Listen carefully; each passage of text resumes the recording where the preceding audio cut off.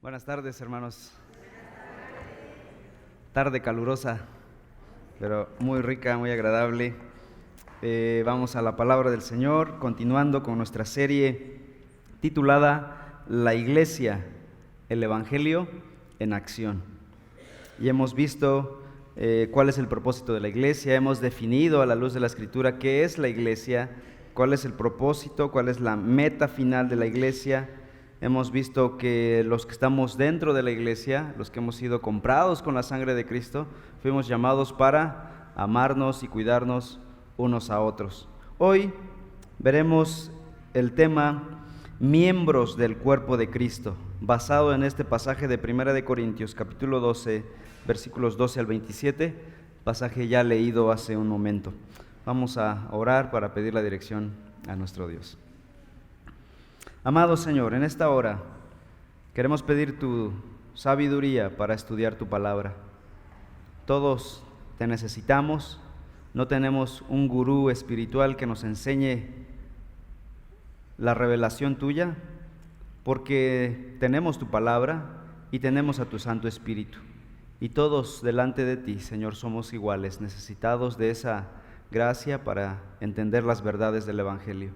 La finalidad no es simplemente saber más de tu palabra, sino ser transformados por esa palabra. Ayúdanos, Señor, a ser hacedores fieles de esta palabra, que podamos ser transformados en nuestra vida diaria por medio de tu Evangelio, Señor.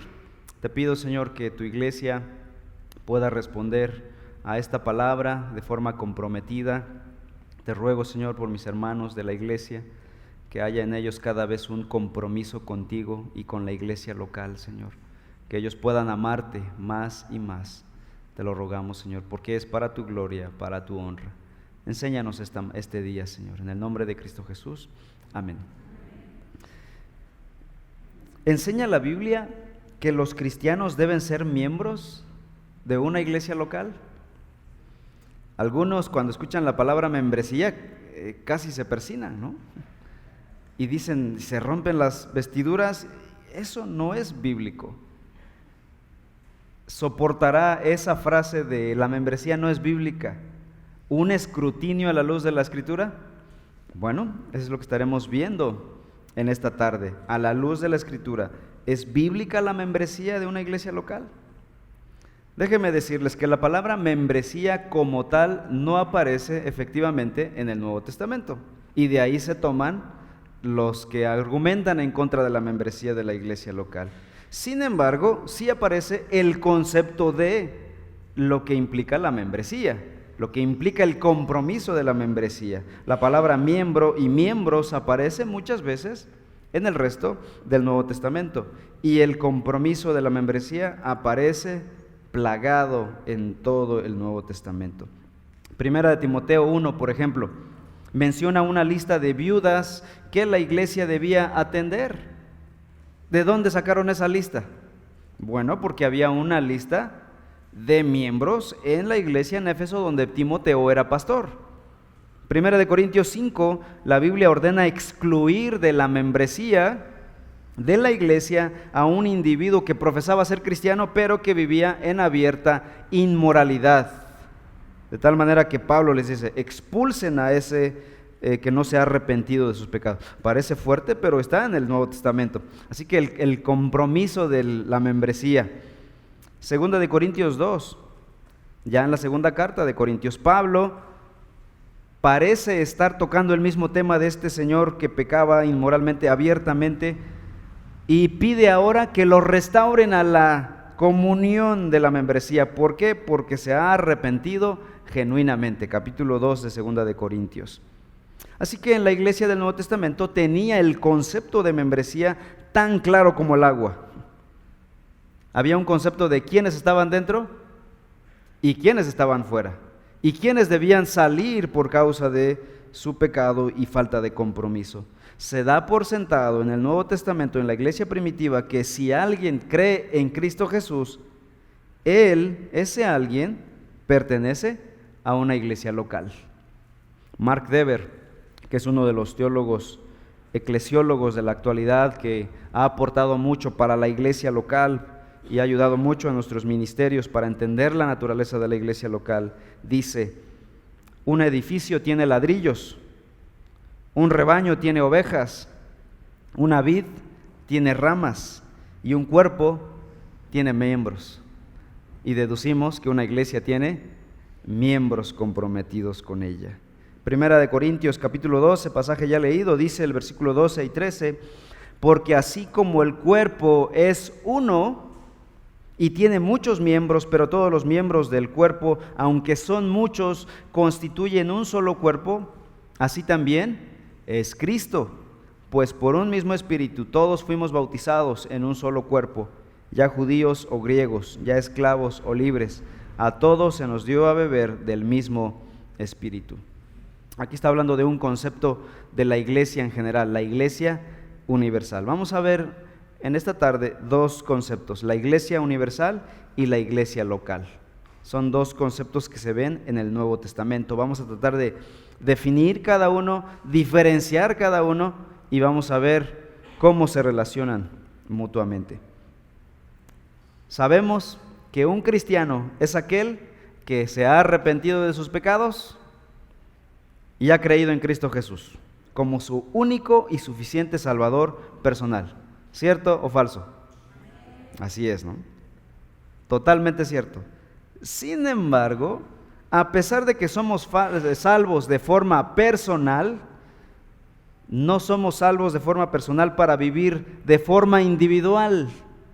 A veces hacemos tanto énfasis en la palabra personal que se nos olvida el resto del diseño de Dios en el Nuevo Testamento. ¿Para qué fuimos salvos? Para ser parte de un corporativo. Somos salvos de forma personal para ser parte de un cuerpo. Somos salvos de forma individual para llegar a ser parte de un colectivo. ¿Sí? O sea, decir que somos salvos de forma personal es la primera parte de la verdad. Es media verdad. No podemos terminar ahí sin decir que somos salvos para llegar a ser parte de un cuerpo de creyentes. Esa es la verdad completa. Fuimos salvos de forma personal para ser parte de un cuerpo, porque finalmente Dios en el mundo está levantando una iglesia, un cuerpo. No viene el Señor, según Apocalipsis, por individuos aislados, viene por su iglesia. Los que estemos dentro de la iglesia, viene por ese cuerpo de creyentes. Es la iglesia universal, es decir, todos los creyentes que han depositado su fe en Cristo en todo el mundo, en todas las épocas, pasado, presente y futuro. Somos parte de esa iglesia universal. Romanos 12:5 dice, así nosotros que somos muchos, o sea, tiempo pasado, presente, futuro, muchos en todos lados, somos un cuerpo en Cristo e individualmente miembros los unos de los otros. Eso es lo que llamamos la iglesia universal.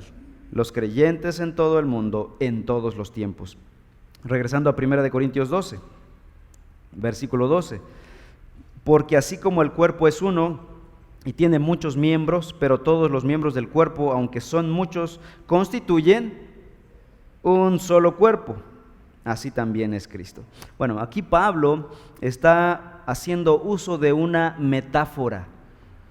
Una metáfora es un recurso literario que usaban los escritores bíblicos para hacernos la verdad teológica más sencilla, más digerible. Y aquí dice, voy a poner de ejemplo el cuerpo humano. Así como un cuerpo tiene muchos miembros, y si quitamos la piel y todo lo demás, los doctores de aquí de la iglesia saben más que nosotros de eso, ¿qué hay dentro? Muchos miembros, ¿no? Y cada miembro no es un cuerpo, y no puede existir de forma solitaria. Sacas el pulmón y lo pones al piso o en una mesa, no va a formar su propia vida, muere, y el cuerpo se va a lamentar de haber perdido ese órgano. Y dice aquí Pablo, así Cristo, y no está hablando de la iglesia, está hablando de Cristo. Dice, Cristo tiene su cuerpo. ¿Quién es su cuerpo? Los creyentes. La metáfora es, todos los creyentes son el cuerpo de Cristo y la cabeza es Cristo mismo. Vamos a Efesios capítulo 5, versículo 23. Efesios 5:23. Dice, porque el marido es cabeza de la mujer, así como Cristo es cabeza de la iglesia, siendo él mismo el salvador del cuerpo. Él salvó a su cuerpo. Qué metáfora tan interesante, ¿verdad? La que pone Pablo. Sin embargo, está tratando de ilustrar cómo cada miembro llega a ser parte del cuerpo de creyentes. Colosenses 1, versículo 18. Él es también la cabeza del cuerpo, que es la iglesia. Y Él es el principio, el primogénito de entre los muertos, a fin de que Él tenga en todo la preeminencia. Nota aclaratoria aquí. Cristo efectivamente tiene un cuerpo físico. Él dice la Biblia que siendo Dios, aquel verbo fue hecho carne y habitó entre nosotros. ¿Cuándo ocurrió esto? En la encarnación. Cuando vino al mundo, se hizo hombre y murió por nuestros pecados, resucitó al tercer día y ascendió a los cielos. ¿Cómo ascendió? Ascendió como hombre, pero con un cuerpo glorificado. No subió como un espíritu, como un fantasma y dejó su cuerpo allá tirado, ¿no? No, Él ascendió como un hombre glorificado. Él es el primer hombre que entró a la presencia de Dios, como dice Pablo, las primicias, el primero de muchos otros hombres que entrarán en la presencia de Dios. Tiene un cuerpo físico en este momento el Señor, un metabolismo fisiológico, pero glorificado, exaltado, no sujeto al tiempo ni a las debilidades de un cuerpo mortal. Pero por otro lado, tiene un cuerpo espiritual.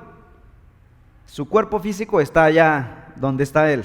Su cuerpo espiritual está aquí. Todos los que hemos creído en Cristo Jesús. Según la Biblia, todos los creyentes son añadidos al cuerpo de Cristo. Los que han depositado su fe, los que han venido en arrepentimiento a Cristo, han puesto su fe en el Señor como Salvador, han sido añadidos a la iglesia de Cristo. Primera de Corintios 12, ahora el versículo 12. Pues por un mismo espíritu fuimos todos bautizados en un solo cuerpo, ya judíos o griegos, ya esclavos o libres, a todos se nos dio a beber del mismo espíritu. ¿Sí? Aquí nos dice que los que fueron salvos, es decir, los que fueron bautizados con el Espíritu viene a nosotros cuando creemos en Cristo. En ese momento somos sumergidos en el Espíritu, somos introducidos a la iglesia.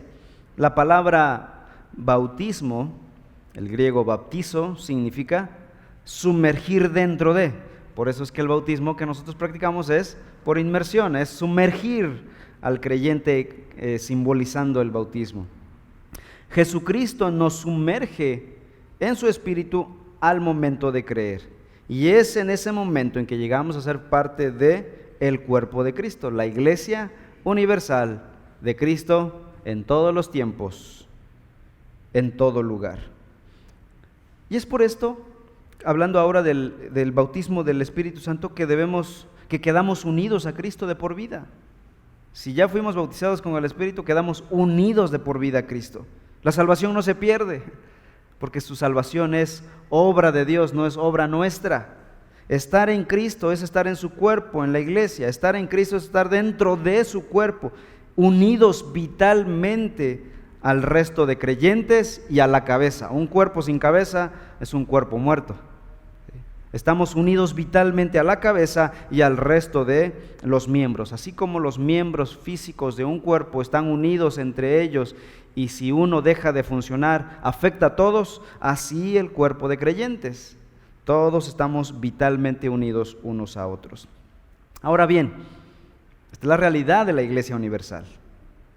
La realidad de que todos los cristianos llegamos a ser parte de la Iglesia Universal, el cuerpo de Cristo, se manifiesta en algo concreto y visible. ¿Cómo? ¿Cómo se manifiesta concretamente la Iglesia Universal? En iglesias locales, tangibles, visibles, donde se hace real el Evangelio, donde vivimos las verdades del Evangelio. Y ahora hablemos de la iglesia local. Nadie puede ver el momento en que un creyente es bautizado por el Espíritu, ¿o sí? Tal vez algunos osan decir que sí, pero El Espíritu es Espíritu, no se ve, dijo Jesús.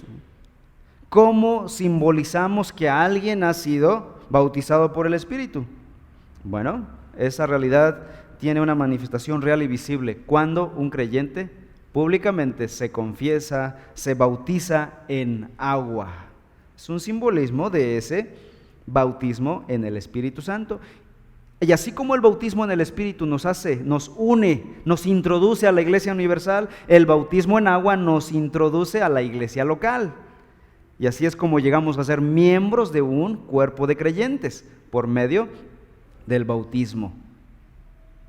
El bautismo simboliza, Romanos 6, nuestra unión con Cristo. Fuimos muertos en Cristo y resucitados en Cristo. Es la sepultura y la resurrección del creyente por medio del bautismo.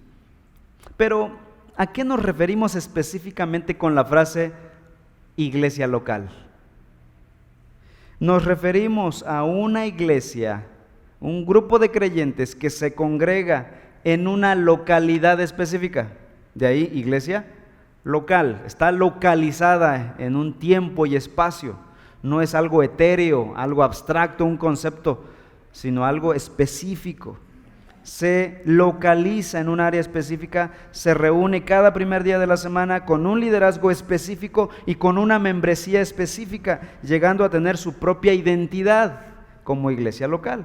Así que las iglesias llegan a tener su propio ente, su propia identidad, ¿no?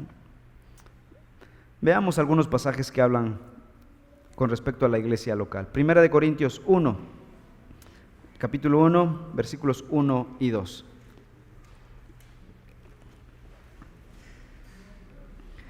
Dice el apóstol Pablo a esta iglesia: Pablo, llamado a ser apóstol de Jesucristo por la voluntad de Dios, y Sóstenes nuestro hermano. ¿A quién? A la iglesia de Dios que está localizada, ¿en dónde? En Corinto, una iglesia local. A los que han sido santificados en Cristo Jesús, llamados a ser santos con todos los que en cualquier parte, y la diferencia de otras iglesias, otros creyentes que invocan el nombre de nuestro Señor Jesucristo, Señor de ellos y nuestro. Ahora en el capítulo 11, 1 de Corintios 11, 17 y 18.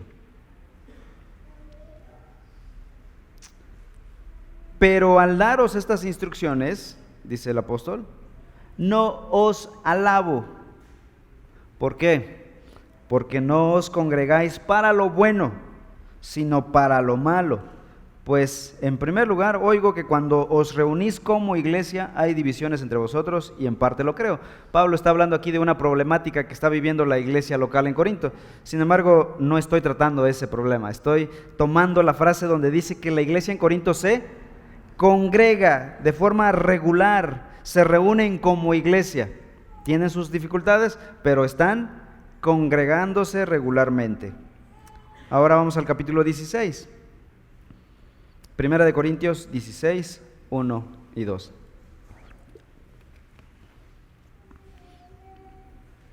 Ahora bien, en cuanto a la ofrenda para los santos, haced vosotros también como instruía las iglesias de Galacia. ¿Qué instruyó a estas iglesias de Galacia? Que el primer día de la semana, cada uno de vosotros aparte y guarde según haya prosperado. A la luz de todos estos pasajes que hemos analizado, que hemos leído, indican que la iglesia local es una iglesia que está localizada en Corinto, que se reunía periódicamente cada primer día de la semana, cada domingo, adoraban al Señor, proclamaban y predicaban el Evangelio, celebraban la cena del Señor y recogían ofrendas. ¿Ven cómo podemos reconstruir a la luz del texto la vida de una iglesia local? Esta es una iglesia local y es el patrón para las iglesias del presente, es el patrón bíblico para la vida de la iglesia local en el presente. Pero la iglesia en Corinto tenía problemas, como acabamos de ver. Había división entre los hermanos, entre sectores, partidos de la iglesia, por varias cosas. Triste, cuando una iglesia se parte en, valga la redundancia, en partidos. ¿Cuál era el problema principal? Básicamente dos: el orgullo y la envidia. Algunos tenían muchos dones, porque la iglesia en Corinto, en el capítulo 1, dice Pablo, que ustedes han sido bendecidos con toda clase de dones, ¿sí? Si hubo una iglesia que recibió dones y que cada miembro tenía 2, 3 dones, era la iglesia en Corinto. Y era la más desordenada, para testimonio de ellos. Algunos que tenían muchos dones espectaculares, como hablar en lenguas o sanidades, se habían vuelto orgullosos. Yo me junto solo, ¿hablas lenguas? Nah, vente, eres de mi equipo. Creían que no necesitaban a los demás creyentes que no tenían esos dones. Ellos ya estaban en estado de perfección. Yo ya vivo una vida pura, no necesito a otros pecadores. El orgullo inundó su corazón. Pero por el otro lado estaban los hermanos menos dotados, que sentían el rechazo de los otros elitistas, pero al igual estaban albergando un pecado en su corazón: la envidia y la amargura. Pablo entonces se ve en la necesidad de confrontar, de reprender y desenmascarar estos pecados, el pecado de ambos, porque no estaban uno más culpable que el otro, ambos estaban pecando delante de la presencia de Dios. ¿Qué dice aquí en el pasaje que leímos? 1 Corintios 12:14. Porque el cuerpo no es un solo miembro, ¿sí? Aquellos que creen que con ellos solitos ya la iglesia triunfó gracias a sus habilidades y sus capacidades, dice: la iglesia no es un solo miembro, son muchos. El versículo 21, y el ojo no puede decir a la mano, por ejemplo, mi ojo no le puede decir a mi mano, no te necesito, vamos a cortarte, ¿no? Ni tampoco la cabeza le puede decir a los pies, no te necesito. Así ocurre en el cuerpo de creyentes, nos necesitamos unos a otros. Tal vez no todos ustedes son fans del fútbol como su servidor, pero a algunos les gusta el fútbol. Pero de todos modos seguramente han escuchado el nombre de un hombre llamado Messi, ¿no? Que es considerado el mejor jugador del mundo. Es un deleite ver jugar a ese hombre, hace el deporte una cuestión artística, ¿no? Pero a pesar de sus capacidades excepcionales, Messi jamás podría ganar un partido él solo. ¿O sí? El fútbol es un deporte de conjunto, donde necesitan a un portero, una defensa, media, contención, pasadores, delanteros que acompañen. Ya estoy hablando como un narrador de fútbol, ¿no? Y en equipo desempeñarse lo mejor que puedan en cada posición, ¿cierto? Y por eso los equipos con más dinero compran a los mejores de cada posición. Los que menos tienen, pues tienen que priorizar. Quizá la defensa está malona, hay que comprar buenos, pero no tenemos para delanteros. Así que no nos hagan goles nada más, ¿no? Ya si metemos uno de chiripa. Pero la idea aún de los que tienen mucho dinero es que todos hagan lo mejor en su área. Lo mismo ocurre en la iglesia. Ningún miembro del cuerpo puede funcionar bien sin los demás. Si le cortas un brazo al cuerpo, el brazo no va a poder subsistir, muere, y el cuerpo es dañado, es lastimado. Ese es el diseño de Dios para la iglesia, tanto para el cuerpo físico como para la iglesia local. Vamos a capítulo 12, 1 Corintios 12, versículos 24 y 26. Dice: ya que nuestros miembros presentables o honrosos no lo necesitan, mas así formó Dios el cuerpo, dando mayor honra a la parte que carecía de ella, a fin de que en el cuerpo no haya división, sino que los miembros tengan el mismo cuidado unos por otros. Y si un miembro sufre, todos los miembros sufren con él. Y si un miembro es honrado, todos los miembros se regocijan con él. ¿Sí? Al ser un cuerpo, los creyentes somos llamados entonces a servirnos unos a otros. Tu llamado, hermano, es que tú seas un creyente fiel en donde estás, para que el cuerpo sea bendecido con tu presencia, con tu corazón, con tu vida, con tu santidad, con tu madurez, con tus dones y habilidades. Si eres un creyente inmaduro, Si eres un creyente grosero, envidioso, orgulloso, vas a causar mucho daño a otros. La Escritura nos llama entonces a cada uno a amar al Señor y amar al prójimo. ¿Sí? Es difícil, pero es el llamado de Dios para cada creyente. 1 Corintios capítulo 13, versículos del 1 al 7. Es el capítulo favorito de algunas personas, ¿no? El capítulo del amor, ¿no? Pero Pablo no está escribiendo este capítulo del amor a una novia, ¿no? O no lo está escribiendo mientras está casando a una pareja. ¿En qué contexto está el capítulo 13? En el contexto de la iglesia local. En el capítulo 12 está hablando de los dones y de la membresía, ¿verdad? Y en el capítulo 14 retoma el tema de los dones y cómo es que se deben usar estos dones. Y en medio está el sándwich, ¿no? Está el tema del amor. Y dice, si yo hablara lenguas, es decir, si yo tuviera todos estos dones, pero no tengo amor, he llegado a ser como metal que resuena o címbalo que retiñe. Está hablando de la iglesia local, no está hablando a unos novios, ¿no? Que se puede usar obviamente para el matrimonio, pero el contexto original de este pasaje, el trasfondo de este pasaje es la iglesia local. Versículo 2, y si tuviera el don de profecía y entendiera todos los misterios y todo conocimiento, y si tuviera toda la fe como para trasladar montañas, pero no tengo amor, nada soy. Pablo está hablando hipotéticamente. Imagínense que yo fuera un superhombre, ¿no? Dice Pablo, y tuviera todos los dones habidos y por haber, yo los tuviese, ¿no? Pero no tengo amor, de nada me sirve, dice el apóstol, nada soy. Y si diere, versículo 3, todos mis bienes, si yo fuera un filántropo de primera, para dar de comer a los pobres, y si entregara mi cuerpo para ser quemado, pero no tengo amor, nada, de nada me aprovecha. El amor, dice, es paciente, es bondadoso, el amor no tiene envidia, el amor no es jactancioso, no es arrogante, no se porta indecorosamente. El decoro es parte del amor. A veces nos es lícito todo, vestir de la manera que quisiéramos, pero por amor a mi hermano me cuido, ¿no? Dice, no se porta indecorosamente, no busca lo suyo, no se irrita, no toma en cuenta el mal recibido, no se regocija de la injusticia, sino que se alegra con la verdad.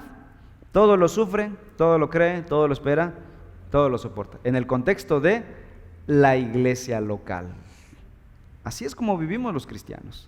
Y por supuesto es útil para el matrimonio y para las relaciones de pareja. Sin embargo, el contexto es cómo vive la iglesia local. Los creyentes somos llamados a poner nuestros dones al servicio de otros con amor. No simplemente poner dones, sino con amor, de modo que podamos seguir creciendo como cuerpo. Mientras más fieles sean cada miembro de la iglesia va creciendo, va madurando. Cuando cada miembro funciona correctamente, el cuerpo es edificado. Versículo 7, 1 Corintios 12. 1 Corintios 12, 7. Pero a cada uno se le da la manifestación del Espíritu ¿para qué? Para el bien común. En 12:11 dice, pero todas estas cosas las hace uno y el mismo Espíritu, distribuyendo individualmente a cada uno según la voluntad de Él. ¿Sí?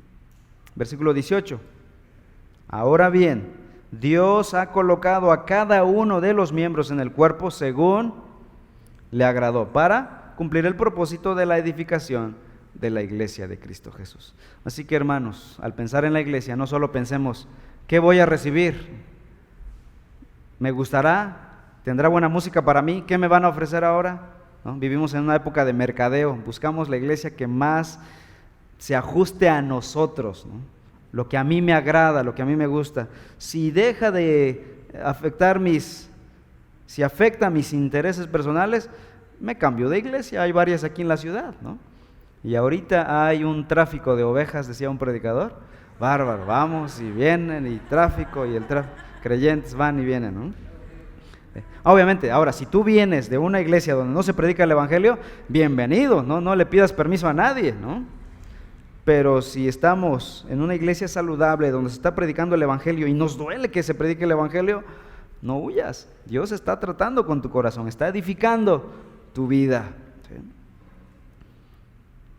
Cuando vengas a la iglesia, al hacer tu compromiso con una iglesia local, no solo busques ver por tus intereses. Pregúntate, ¿seré de bendición para esta iglesia? ¿Podré edificar a esta iglesia? ¿Mi vida será de bendición para la iglesia? No solo preguntar, ¿me irá a bendecir esta iglesia? ¿no? Yo, tráfico de ovejas, ¿no? Solo yo, para mí, me gustará, y para mí. El pastor Sugel Michelén dice que la palabra iglesia aparece unas 110 veces. No lo conté yo, lo contó el doctor Sugel, él me hizo la tarea. Contó 110 veces la palabra iglesia en el Nuevo Testamento, para referirse a las iglesias cristianas, pero interesante el dato que nos da. De ellas, 90 veces se usan para señalar a las iglesias locales y no para referirse a la iglesia universal, para que vean que el tema fuerte en el Nuevo Testamento es la iglesia local, porque la iglesia universal no existiría sin la iglesia local, de manera que no es suficiente. En las iglesias locales donde vemos a los redimidos viviendo el evangelio, viviendo las verdades del evangelio. No es suficiente entonces para un cristiano venir a ser parte de la iglesia universal de Cristo en algún lado. El diseño de Dios es que vengamos a ser parte de una iglesia local, un cuerpo local de creyentes.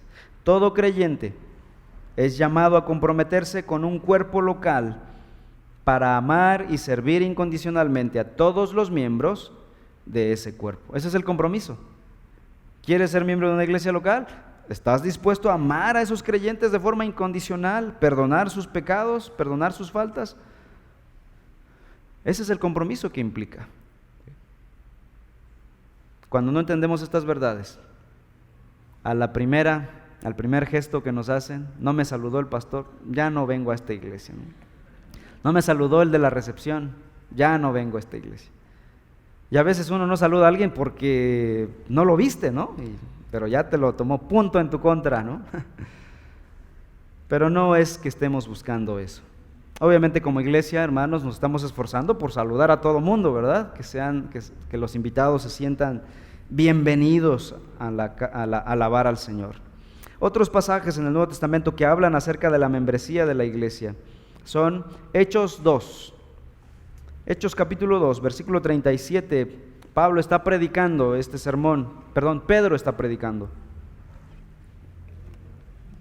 Y dice, versículo 37, al oír esto, o sea, el sermón de Pedro, dice que la gente, compungidos de corazón, dijeron a Pedro y a los demás apóstoles: hermanos, ¿qué haremos?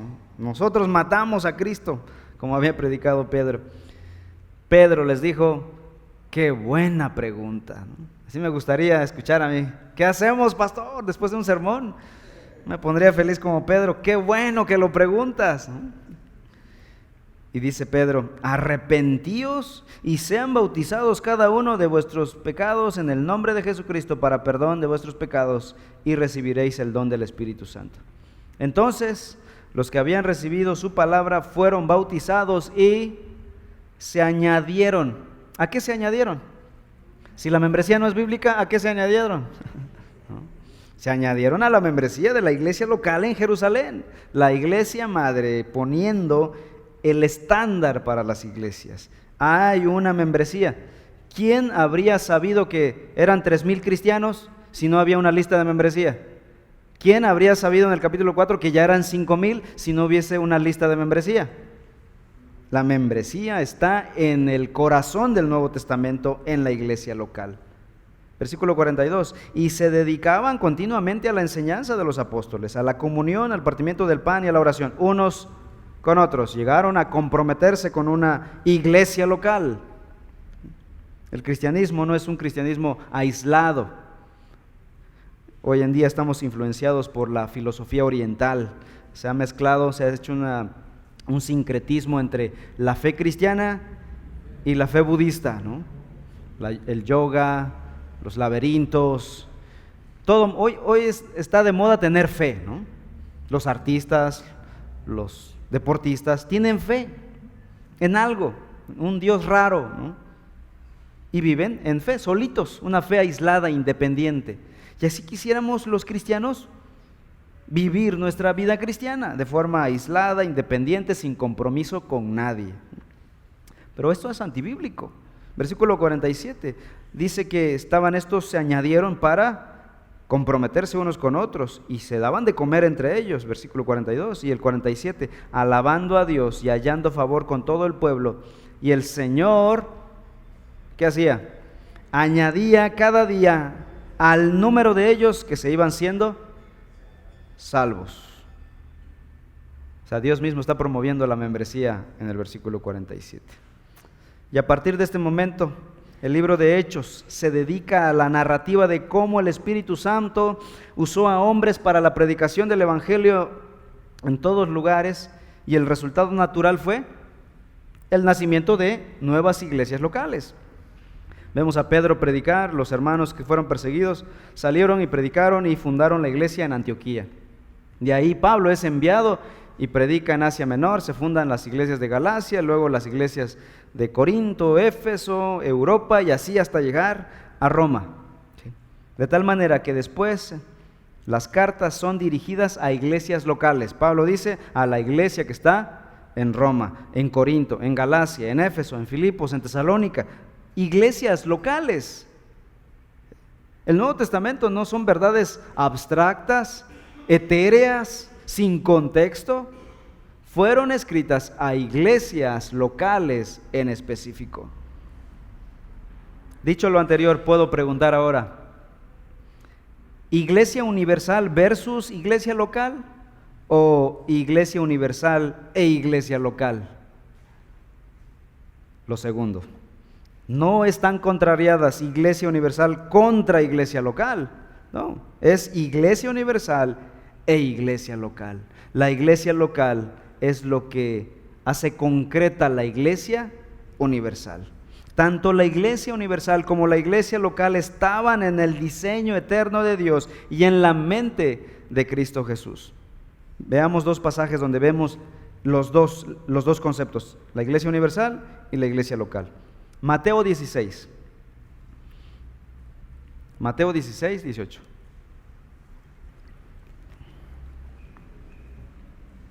Dice: yo también te digo que tú eres Pedro, y sobre esta roca edificaré mi iglesia, y las puertas del Hades no prevalecerán contra ella.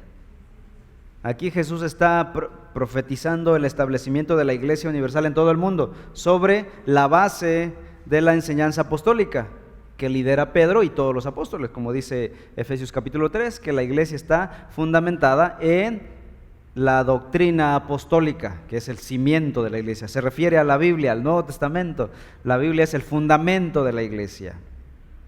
Hasta hablando de la iglesia universal. Ahora, capítulo 18, versículos 15 al 17. Jesús dice: y si tu hermano peca, ve y repréndelo a solas. Si te escucha, has ganado a tu hermano. Pero si no te escucha, lleva contigo a uno o a dos más, para que toda palabra sea confirmada por boca de 2 o 3 testigos. Si rehúsa escucharlos, dilo a la iglesia. Y si también rehúsa escuchar a la iglesia, sea para ti como el gentil y el recaudador de impuestos, como un no cristiano, ¿no? Aquí está hablando del término iglesia, pero se refiere a la iglesia local, ¿sí?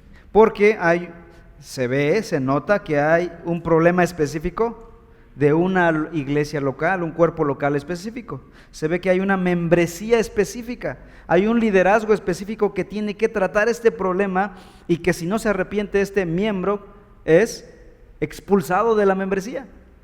¿Sí? Cuando hablemos de la disciplina de la iglesia vamos a tocar este tema a profundidad. Sin embargo, déjeme decir nada más esto, que en la mente de Dios, en la mente de Cristo Jesús, estaba diseñada la iglesia universal y la iglesia local con una membresía específica. Conclusión. Es difícil ser parte de una comunidad porque está llena de gente imperfecta. Quisiéramos vivir solos. Lo fácil es vivir solos, hacer las cosas solos, a nuestra propia manera, sin tener que lidiar con otros. Pero ¿saben? Ese no es el diseño de Dios. Hacer las cosas solos no es el diseño de Dios. Es difícil lidiar con el pecado de otros, hermanos, pero es seguro que es difícil para otros lidiar con tu pecado. Es difícil amar a otros, pero es seguro que es difícil para otros amarte.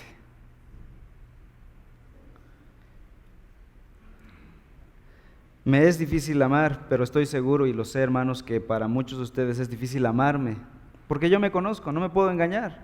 Soy una persona bastante imperfecta, pero Dios nos ha llamado a amarnos unos a otros y no puso la condición: si esa persona es buena, ámalo.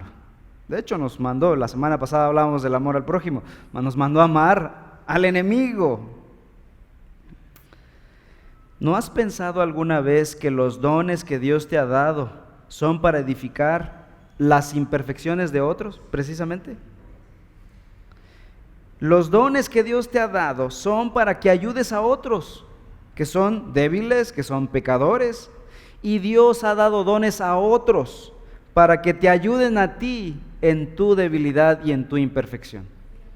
Pero si te aíslas, no estás teniendo la bendición de ministrar a otros y que otros te ministren. Por eso mi insistencia, amados hermanos, en que tengamos comunión entre nosotros, no vivamos una vida aislada. Yo quisiera que comiéramos juntos todos los días, ¿no? Yo quisiera visitarles en su casa todos los días si pudiera, ¿no? Yo quisiera que entre ustedes se invitaran a comer domingo, sábado, una tarde entre semana, para conocer al hermano tal, no solo a tus amigos, que creáramos una cultura de familia, no solo como eslogan, sino en la praxis. Invita a la persona que no has tratado y vas a ver qué belleza de persona es, qué bendición de persona puede llegar a ser para ti. Rompamos el molde, el cascarón. Es difícil, por supuesto, implica tiempo, hay que limpiar la casa, ¿no? Hay que cocinar, ¿no? Implica mucho, por supuesto, implica dinero, hay que comprar la despensa para invitar a alguien. Pero vean Hechos capítulo 2, compartían el alimento. ¿Cuántos miembros eran? 3,000. Sí que había necesidad de comprar mucha despensa, ¿no? Pero Dios provee, hermanos, Dios provee. Yo tenía miedo cuando me iba a casar y dije, ¿de dónde a mí me va a alcanzar mi salario para tener a una esposa? Cuando me casé se multiplicó y dije, cuando venga mi primer hijo, no me va a alcanzar esto. Nació mi primera hija y se multiplicó, ¿no? Cuando nazca el segundo, y así ya tenemos 3. ¿No? Y el Señor sigue proveyendo, hermanos. No nos hemos quedado sin comer y ha sido bueno y podemos compartir con otros, hermano. Abre tu casa, mi amado hermano. Abre tu sala, tu cocina para otras familias de la iglesia. Que lleguemos a ser familia, hermanos. He tenido que a veces hacer una lista para que invitemos a comer a la misionera y lo he hecho así, adrede, para que abran sus puertas, para enseñar, hermanos, es pedagógico. Pero seamos intencionales, no habría necesidad de hacer la lista. Si aplicamos el evangelio, cada día se pelearían por la misionera para que comiera, ¿no? Y de paso se llevan al pastor, ¿no? ¿No? Entonces, vivamos en comunidad. Fuimos llamados para vivir como un cuerpo. ¿Tienes tú entonces la disposición de comprometerte con tu iglesia local? ¿O no quieres compromisos? ¿Quieres una fe sin compromisos? Eso no existe. Si no quieres compromiso con una iglesia local, no has experimentado el verdadero evangelio. La fe que dices tener no es la fe bíblica. Te estás engañando, es otra cosa. La fe bíblica te lleva sí o sí a vivir en comunidad. ¿Te comprometes a ser parte de la membresía de esta iglesia para amar y servir a otros a pesar de que aquí todos somos imperfectos? Si tu respuesta es no, estás viviendo en rebelión abierta en contra del diseño de Dios, en contra de la palabra de Dios. Obviamente, si hay pecado en alguien, la iglesia va a tratar con ese pecado de las personas. En otro tiempo hablaremos acerca de la disciplina de la iglesia, que es bíblico también, ¿no? Pero con amor, con gracia, no con dedo señalador, ¿no? Yo no podría señalar a nadie, yo mismo soy pecador. Y yo oro, Señor, nunca me permitas disciplinar a nadie en Reforma, pero sé que como pastor, Dios me llama al paquete completo, ¿no? Yo quiero el pastorado bonito, pero no la parte fea, ¿no? Somos llamados a todo, pero con amor y gracia. Si quieres dar gloria a Dios, comprométete con la iglesia local. Si quieres amar a Cristo, ama a su iglesia. Pedro, ¿me amas? Ama a mi iglesia, le dijo Jesús. Amén. Vamos a orar. Padre, en esta hora queremos pedirte perdón porque queremos una fe sin compromisos. Queremos los privilegios de la salvación, el perdón de pecados, la paz que trae tu salvación, sin el compromiso de amar a otros, de servir a otros, de ministrar a otros, de lidiar con el pecado de otros. Perdónanos, Señor. Te pido, Señor, que nos permitas comprometernos con tu iglesia, Señor, porque ese es tu deseo. Redimiste a pecadores para introducirlos a tu iglesia, para que juntos podamos crecer en madurez, en santidad, en amor unos por otros. Somos tu cuerpo, Señor.